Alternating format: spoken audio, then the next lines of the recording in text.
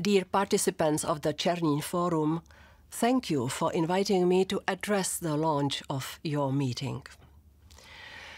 Security issues are unfortunately once again grabbing main news headlines with the situation of the EU's eastern border.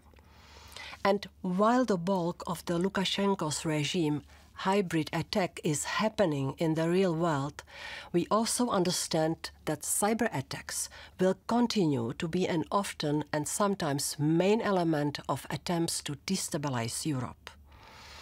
Hacks and leak strategies, attacks on companies and critical infrastructure, they are already here.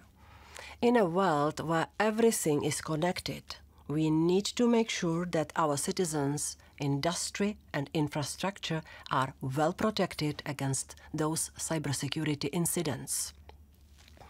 The recent experience of the COVID-19 crisis is an indicative example of what lies ahead of us because of the sudden transition to an online living and working environment.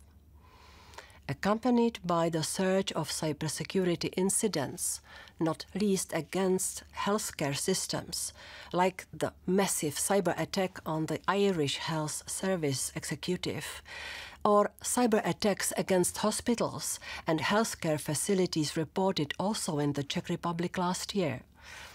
These attacks have put our critical infrastructure to the test. To be effective, digital solutions, such as the ones adopted in response to the pandemic, from video conferencing platforms to vaccination certificates and contact tracing apps to contain the spread of the virus, require the trust of people that use them. Robust data protection is a key component of that trust.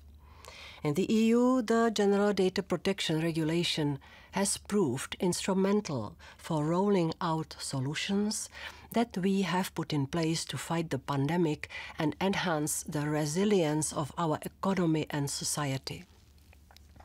The greater collection of personal data online requires us to pay even more attention to the security of the institutions in the lead of this fight and our critical infrastructure overall. Cybersecurity resilience is a key priority in the context of protection of critical infrastructure in the EU. The mix of measures envisaged by the new EU cybersecurity strategy will allow operators, especially critical ones, to shore up their cybersecurity defenses with particular attention to securing their supply chain. The EU will potentially quadruple the investments in cybersecurity and intends to reach up to 4.5 billion euro in public and private investments until 2027. Moreover, cybersecurity professionals from public sector authorities will help operators to better detect and respond to cyber attacks by leveraging innovative machine learning and artificial intelligence-powered techniques.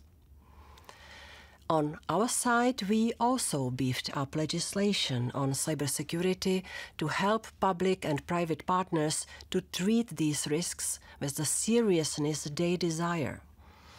I am talking here about the so-called NIS2 and CER directives to enhance both cyber and physical resilience of critical infrastructure. We are working to establish a European Cyber Resilience Act.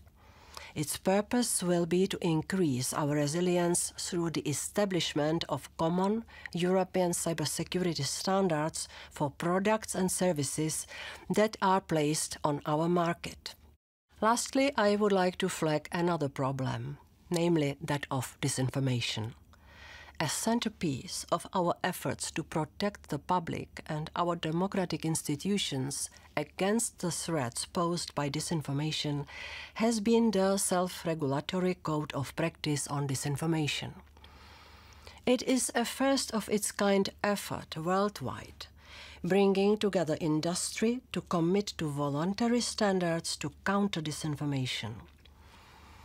And the Commission published earlier this year guidance setting out expectations on how the signatories should strengthen the code and create a safer online environment. This is now an ongoing process. We understand there is no silver bullet to solve the disinformation problem. This is why our approach takes a whole-of-society approach and is focused on many elements. One thing I want to highlight in this context is media literacy.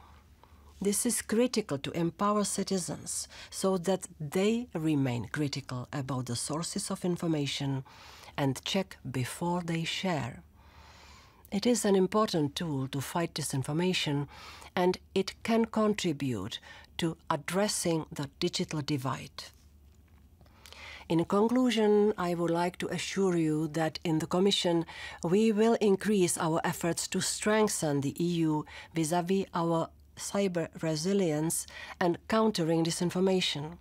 And we will do that the European way, in full respect of our fundamental rights and freedoms. Allow me to express hope in success of our aims and wish you good discussions and exchanges in the next 2 days, for sake of better security and protection of our citizens and our societies.